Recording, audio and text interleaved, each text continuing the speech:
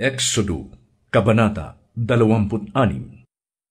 Para sa tabernakulo, gumawa ka ng 10 pirasong tela na yari sa telang lino na ihinabi sa lanang kulay asul, kulay ube at kulay pula. Ito'y dapat bordahan ng larawan ng kerubin. Ang haba ng bawat piraso ay 13 metro at 2 metro naman ang lapad. Pagkakabit-kabitin ninyo ito ng tig-5. Ang tig-isang gilid nito'y lagyan ninyo ng silo na yari sa taling asul. Tig-50 silo ang ilagay ninyo sa bawat piraso. Gumawa ka ng 50 kawit na ginto, at ang mga ito ang gagamitin ninyo para pagkabitin ang 2 piraso.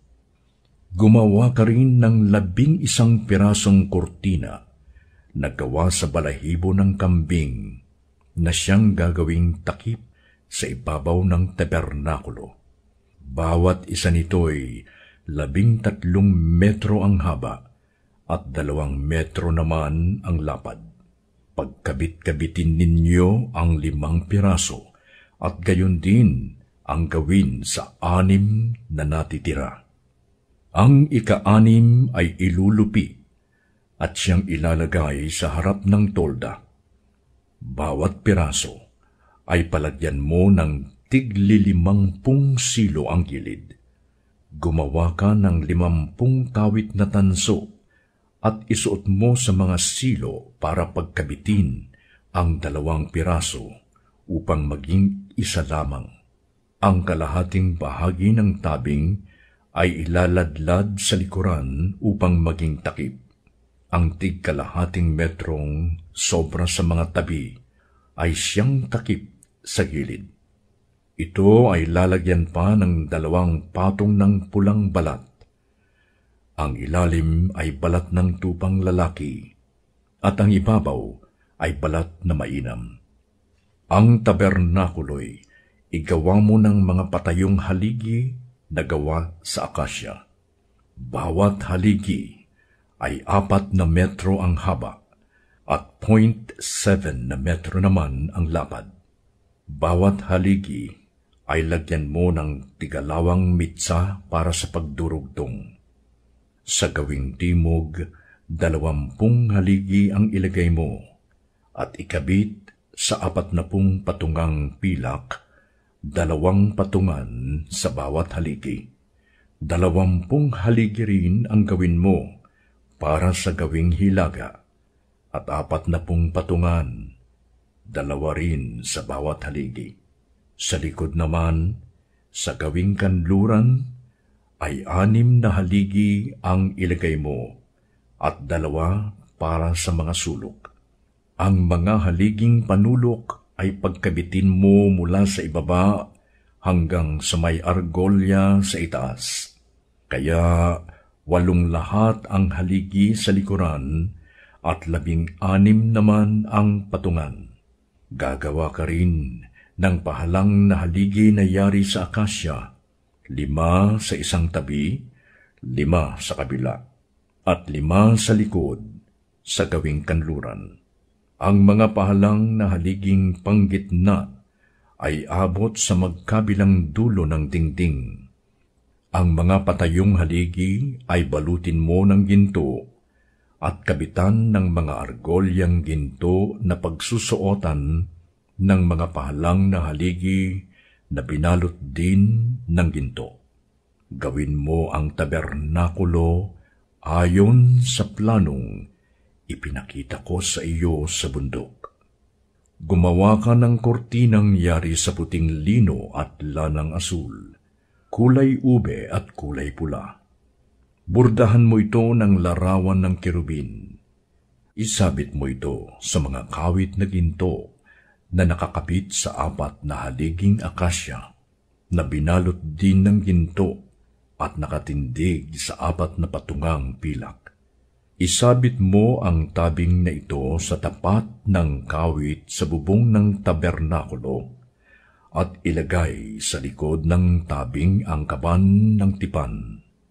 Ang tabing na ito ang siyang maghihiwalay sa dakong banal at sa dakong kabanal-banalan. Ang luklukan ng awa ay ilagay mo sa ibabaw ng kaban ng tipan na nasa dakong kabanal-banalan. Ang mesa ay ilagay mo sa labas ng kurtina, sa gawing hilaga ng dakong banal, at sa gawing timog naman ang patungan ng ilaw. Ang pintuan ng tabernakulo'y lagyan mo ng kurtinang iba't ibang kulay na hinabi sa lanang asul, kulay ube at kulay pula at telang lino. Ito'y buburdahan ng maganda. Gumawa ka ng 5 posteng akasya para sa tabing.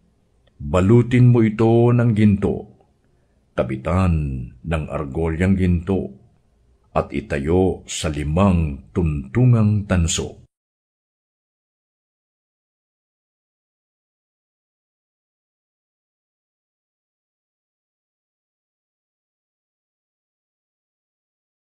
Exodo, Kabanata 27. Gumawa ka ng isang altar na yari sa punong akasya. 2.2 na metro ang haba. Ganoon din ang lapad, at ang taas ay 1.3 na metro. Ang 4 na sulok niyon ay lagyan mo ng tulis na parang sungay. Gawin mo itong kaisang piraso ng altar at balutin mo ng tanso. Gumawa ka rin ng mga kagamitang tanso para sa altar. Lalagyan ng abo ng sinunog na taba, ng pala, palanggana, malaking tinidor, at lalagyan ng apoy. Gumawa ka rin ng parilyang tanso, at ang bawat sulok nito ay kabitan mo ng isang argolyang tanso na siyang bitbitan, at ikabit mo ang parilya sa ilalim ng tuntungan ng altar. Gumawa rin kayo ng pampasan na yari sa punong akasya at babalutin din ng tanso. Isuot mo ang mga ito sa mga argolya ng altar kung ito'y kailangang buhatin. Kaya nga't ang altar na gagawin mo ay may guwang sa gitna, ayon sa planong ipinakita ko sa iyo sa bundok. Ang tabernakulo'y igawa mo ng bulwagang tatabingan ng mamahaling lino sa paligid. Sa gawing timog ay 45 metro ang haba ng tabing na isasabit sa 20 posteng tanso na nakatindig sa 20 patungang tanso. Pilak naman ang mga kawit ng poste, gayon din ang mga baras na sabitan. Ang ilalagay sa gawing hilaga ay tulad din ng nasa gawing timog. 45 metro ang haba ng mga tabing na nakasabit sa 20 posteng tanso na nakatindig sa 20 patungang tanso. Pilak naman ang mga kawit ng poste, gayon din ang baras. Sa gawing kanluran naman, 22 metro ang haba ng tabing na isasabit sa 10 posteng nakatindig sa 10 patungan. Ang luwang ng harapan sa gawing silangan ay 22 metro rin. Ang isang tabi ng pintuan nito'y lalagyan ng kurtinang may habang 6.6 na metro na nakasabit sa 3 posteng nakapatong sa 3 tuntungan. Ganoon din sa kabilang gilid. 6.6 na metro ang haba ng kurtinang nakasabit sa 3 posteng may kanya-kanyang tuntungan.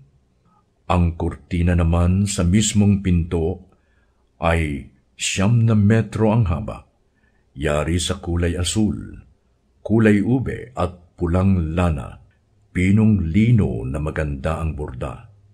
Isasabit ito sa 4 na posteng nakatuntong sa 4 na patungan. Lahat ng poste sa bulwagan ay pagkakabitin ng baras na pilak. Pilak din ang mga kawit, ngunit tanso ang mga tuntungan. Ang haba ng bulwagan ay 45 metro at 22 metro naman ang luwang. Ang mga tabing na pawang yari sa mamahaling lino ay 2.2 na metro ang taas. Ang mga patungan ay pawang tanso. Lahat ng kagamitan sa tabernakulo, pati mga tulos ay panay tanso. Pagdalhin mo ang mga Israelita ng pinakamainam na langis ng olibo para sa mga ilaw, upang ito'y manatiling nagniningas. Aalagaan ito ni Aaron at ng kanyang mga anak sa toldang tipanan. Ito'y ilalagay sa labas ng tabing, sa tapat ng kaban ng tipan. Hindi nila ito pababayaang mamatay mula hapon hanggang umaga, at habang panahong gagawin ito ng mga Israelita at ng kanilang buong lahi.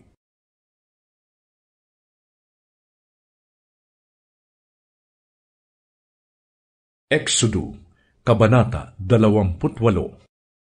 Ipatawag mo ang kapatid mong si Aaron at ang mga anak niyang sina Nadab, Abihu, Eleazar at Itamar. Ibukod mo sila sa karamihan ng mga Israelita upang maglingkod sa akin bilang mga pari. Ipagpagawa mo ang kapatid mong si Aaron ng maganda at marangal na kasuotang nararapat sa kanyang banal na gawain. Ang mga kasuotang ito ay ipagawa mo sa mga taong binigyan ko ng kahusayan sa paggawa nito. Kailangan ito ni Aaron sa paglilingkod sa akin bilang pari. Ito ang kasuotang ipapagawa mo: pectoral, ephod, abito, mahabang panloob na kasuotan, turbante at pamigkis. Ipagpagawa mo ng sagradong kasuotan si Aaron at ang mga anak niyang lalaki upang magamit nila sa paglilingkod sa akin bilang mga pari. Ang mga kasuotang ipapagawa mo ay gagamitan ng ginto, lanang asul, morado at pula, at pinong sinulit na lino. Ang ephod ay gagawin nilang yari sa ginto, lanang kulay asul, kulay ube at kulay pula, at hinabing telang lino at buburdahan ng maganda. Palagyan mo ito ng 2 tali sa balikat na siyang magdudugtong sa harap at likod. Kabitan nito ng pamigkis na yari din sa ginto, lanang asul, kulay ube at pula, at hinabing telang lino. Kumuha ka ng 2 batong kornalina at ipaukit mo roon ang pangalan ng 12 anak na lalaki ni Israel. 6 sa bawat bato ayon sa pagkakasunod ng kanilang kapanganakan. Ipagawa mo ito sa mahusay na platero at ipakabit mo ito sa lalagyang ginto. Ikakabit ito sa tali sa balikat ng ephod bilang tagapagpaalala sa 12 anak na lalaki ni Israel. Sa ganitong paraan, dadalhin ni Aaron sa kanyang mga balikat ang mga pangalan ng 12 lipi ni Israel upang sila'y maalala ni Yahweh. Magpapagawa ka rin ng 2 pang patungang ginto at 2 nilubid na ginto na ikakabit mo sa 2 patungan. Gumawa ka rin ng pectoral na gagamitin ng pinakapunong pari sa pag-alam ng kalooban ni Yahweh. Bubordahan ito ng maganda, tulad ng sa ephod. Ang gagamitin dito'y ginto, lanang kulay asul, kulay ube at pula, at telang lino. Gawin mo itong parisukat at magkataklob. 0.2 na metro ang haba, at ganoon din ang lapad. Lagyan ito ng 4 na hilera ng mga mamahaling bato. Sa unang hilera ay ruby, topaz at karbungko. Sa ikalawang hilera naman ay esmeralda, safiro at brilyante. Sa ikatlong hilera ay jacinto, agata at ametista. At sa ika-4 na hilera ay berylo, cornalina at jasper. Ang mga ito'y ikakabit sa patungang ginto. 12 lahat ang batong gagamitin upang kumatawan sa 12 anak ni Israel. Tulad ng isang pantatak, sa bawat bato'y nakaukit ng maganda ang pangalan ng bawat anak na lalaki ni Israel. Gumawa ka ng 2 maliliit na lubid na ginto at ikabit mo sa pectoral. Kabitan mo ito ng 2 argolyang ginto sa mga sulok sa itaas, at dito itatali ang 2 lubid na ginto. Ang kabilang dulo ng mga ito ay ikakabit naman sa 2 patungang ginto na nasa tali sa balikat ng ephod sa gawing harapan. Kabitan mo rin ng tig-1 argolyang ginto sa magkabilang sulok sa ibaba, sa bandang loob, malapit sa ephod. Gumawa ka ng 2 pang argolyang ginto. Ikabit mo ito sa tali sa balikat ng ephod, sa harapan, sa tabi ng dugtungan, sa gawing itaas ng pamigkis.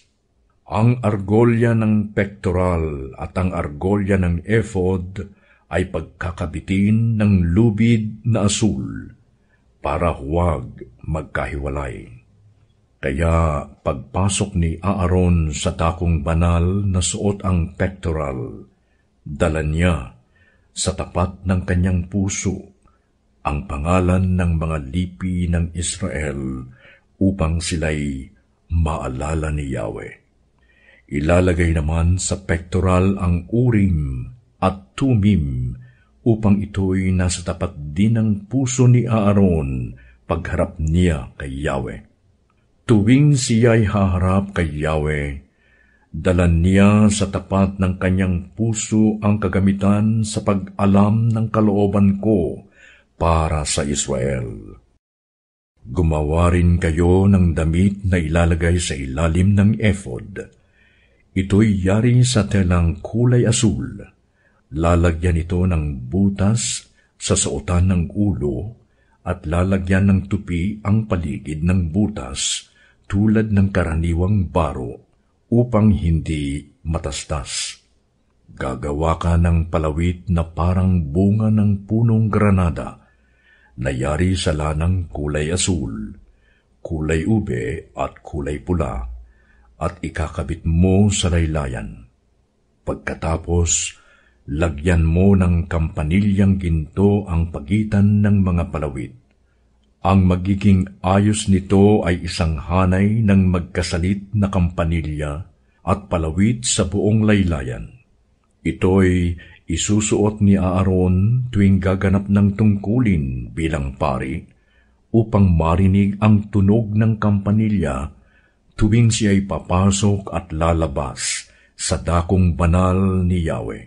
Sa gayon, hindi siya mamamatay. Gumawa ka rin ng 1 palamuting ginto na may nakaukit na ganito. Inilaan kay Yahweh. Itali mo ito ng asul na lubid sa turbante, sa tapat ng noo ni Aaron.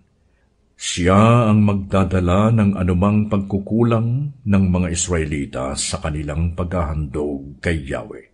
Sa gayoy, magiging kalugod-lugod sa kanya ang kanilang mga handog.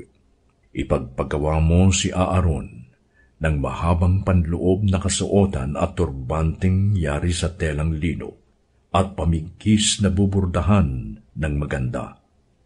Ang mga anak naman ni Aaron ay ipagpapagawa mo ng mahabang panloob na kasuotan, pamigkis at karaniwang turbante, upang sila'y maging kagalang-galang at maayos tingnan. Ipasuot mo ito sa kapatid mong si Aaron at sa kanyang mga anak na lalaki. Buhusan mo sila ng langis, italaga at ilaan sa paglilingkod sa akin bilang mga pari. Ipagpapagawa mo rin sila ng linong salawal na hanggang hita para hindi makita ang kanilang kahubaran. Si Aaron at ang mga anak niyang lalaki ay magsusuot nito pagpunta sa toldang tipanan o paglapit sa altar sa dakong banal para hindi magkasala at nang hindi sila mamatay.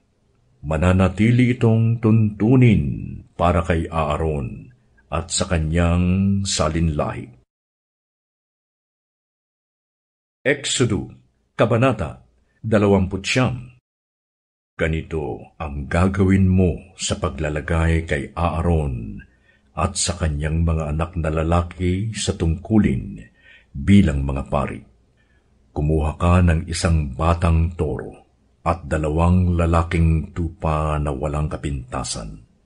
Kumuha ka rin ng tinapay na walang pampaalsa, bibingkang walang pampaalsa, at minasa sa langis, at manipis na tinapay na wala ring pampaalsa, at pinahiran ng langis.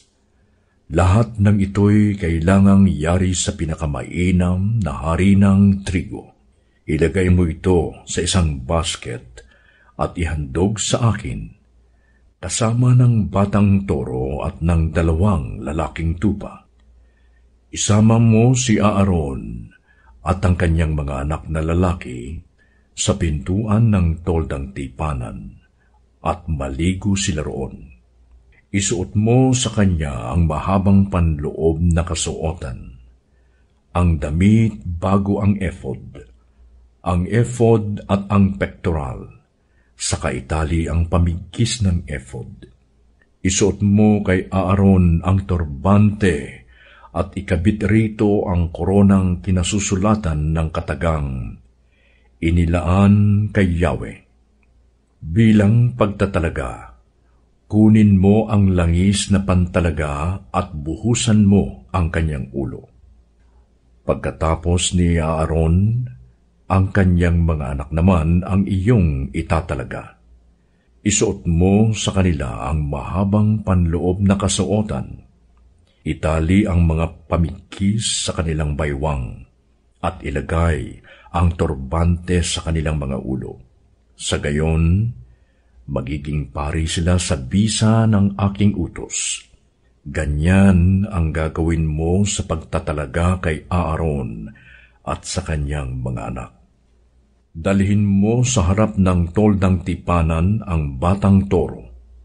Ipapatong ni Aaron at ng kanyang mga anak ang kanilang mga kamay sa ulo ng torong ito. Papatayin mo ang batang toro sa harapan ni Yahweh sa may pintuan ng toldang tipanan. Kumuha ka ng kaunting dugo nito at sa pamamagitan ng iyong daliri, pahiran mo ng dugo ang mga sungay ng altar. Ang matitirang dugo ay ibuhos mo sa paanan ng altar. Pagkatapos, kunin mo ang taba ng mga laman loob, ang taba ng atay at ang 2 bato, kasama ng taba nito, at sunugin mo sa altar bilang handog. Ang balat, ang karne at ang dumi ay susunugin sa labas ng kampo, sapagkat ito'y handog para sa kapatawaran ng kasalanan. Kunin mo ang isa sa 2 lalaking tupa, at ipatong sa ulo nito ang kamay ni Aaron at ng kanyang mga anak. Patayin mo ang tupa, kumuha ka ng kaunting dugo, at iwisik mo sa mga gilid ng altar. Pagkatapos, katayin mo ang tupa, hugasan ang mga laman loob nito, pati ang mga paa, at ipatong mo ito sa altar kasama ang ibang bahagi nito at ang ulo.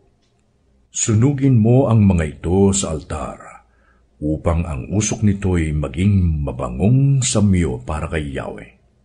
Kunin mo ang isa pang tupa at ipapatong din sa ulo nito ang kamay ni Aaron at ng kanyang mga anak.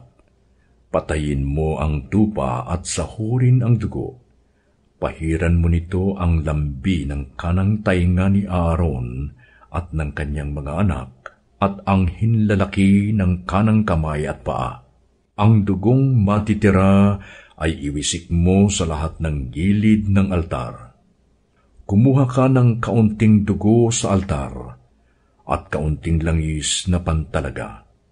Iwisik mo ito kay Aaron at sa kanyang mga anak, pati sa kanilang kasuotan. Sa ganitong paraan, siya at ang kanyang mga anak, pati ang kanilang kasuotan ay nakalaan para kay Yahweh.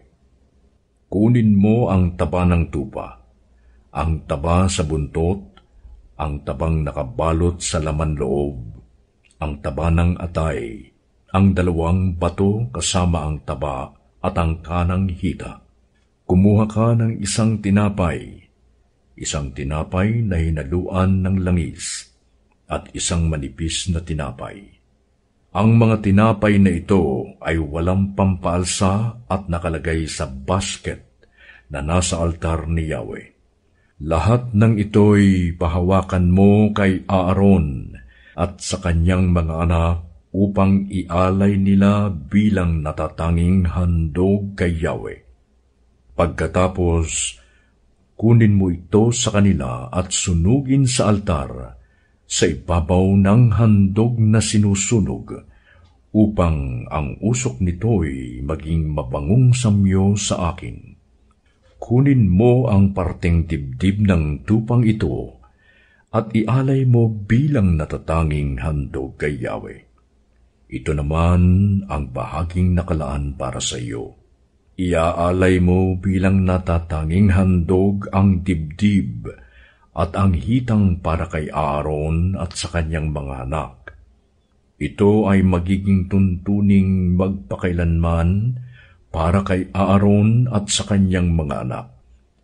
Ang mga bahaging nabanggit na para sa kanila ay mula sa handog pangkapayapaan ng mga Israelita.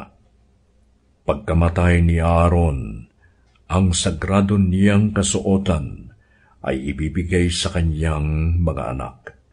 Ang kasuotang ito ang gagamitin nila sa panahon na sila ay italaga at buhusan ng langis. 7 araw na isusuot ito ng sinumang hahalili kay Aaron pagpasok nito upang maglingkod sa toldang tipanan.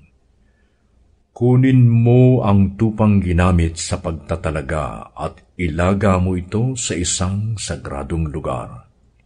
Ipakain mo ito kay Aaron at sa kanyang mga anak, kasama ng tinapay na nasa basket, doon sa may pintuan ng toldang tipanan.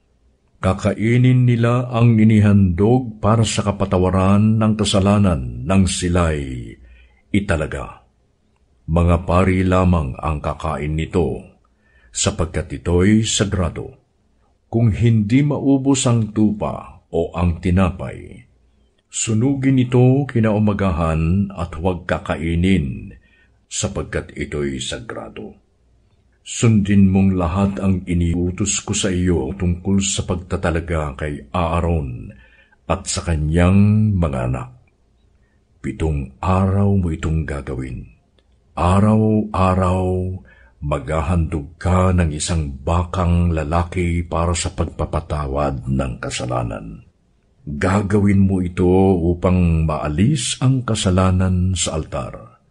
Pagkatapos, bubusan mo ito ng langis upang maging sagrado. 7 araw kang maghahandog ukol sa kasalanan at pagtatalaga.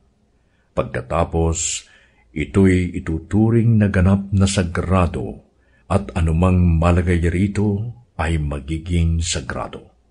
Ganito ang gagawin mong paghahandog sa altar araw-araw. Kumuha ka ng 2 tupang 1 taon ang gulang at iyong ihandog, isa sa umaga, isa sa hapon.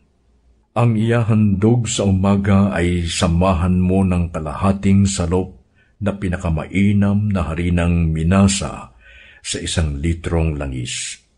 Maglagay ka rin ng 1 litrong alak bilang handog na inumin. Ang iyahandog naman sa hapon ay samahan mo rin ng handog na pagkaing butil at inumin upang ang usok nito'y maging mabangong samyo para kay Yahweh. Ang paghahandog na ito'y gagawin ninyo habang panahon. Gaganapin ninyo ito sa harapan ko sa may pintuan ng toldang tipanan. Doon ko kayo tatagpuin. Doon ako makikipag-usap sa inyo. Doon ko nga tatagpuin ang mga Israelita, at ang puok na iyon ay pababanalin ng aking kaluwalhatian. Gagawin kong sagrado ang toldang tipanan, ganoon din ang altar, at ibubukod ko si Aaron at ang kanyang mga anak na lalaki upang magod sa akin bilang mga pari. Ako'y makakasama nila, at ako ang magiging Diyos nila. Makikilala nilang ako si Yahweh, ang Diyos na nagligtas sa kanila sa Ehipto. Maninirahan akong kasama nila. Ako si Yahweh, ang kanilang Diyos. 30. Gumawa ka ng altar na gawa sa akasya na sunugan ng insenso. Gawin mo itong parisukat. 0.5 na metro ang haba, gayon din ang luwang, at 0.9 na metro ang taas. Ang 4 na sulok nito ay lalagyan mo ng sungay na kaisang piraso ng altar. Balutin mo rin ng purong ginto ang ibabaw, mga gilid, at ang mga sungay nito. Kabitan ito ng argolyang ginto sa magkabilang gilid at sa ibaba para pagsuotan ng pampasan na yari sa punong akasya at babalutin din ng ginto. Pagkayari, ilagay ito sa labas ng kurtina ng kaban ng tipan at ng luklukan ng awa. Dito ko kayo tatagpuin. Tuwing umaga na ayusin ni Aaron ang ilawan, magsusunog siya rito ng insenso. Ganoon din ang gagawin niya kung gabi kapag inihahanda niya ang ilawan. Patuloy ninyo itong gagawin sa lahat ng inyong salinlahi. Huwag kayong magsusunog dito ng insensong iba sa iniuutos ko. Huwag din kayong magdadala rito ng handog na susunugin, maging hayop, pagkaing butil o inumin. Minsan 1 taon, gaganapin ni Aaron ang seremonya sa pagpapatawad ng kasalanan. Ang 4 na tulis ng altar ay papahiran ng dugo ng hayop na handog para sa kasalanan. Gawin ninyo ito habang panahon. Ang altar na ito'y ganap na sagrado at nakalaan kay Yahweh.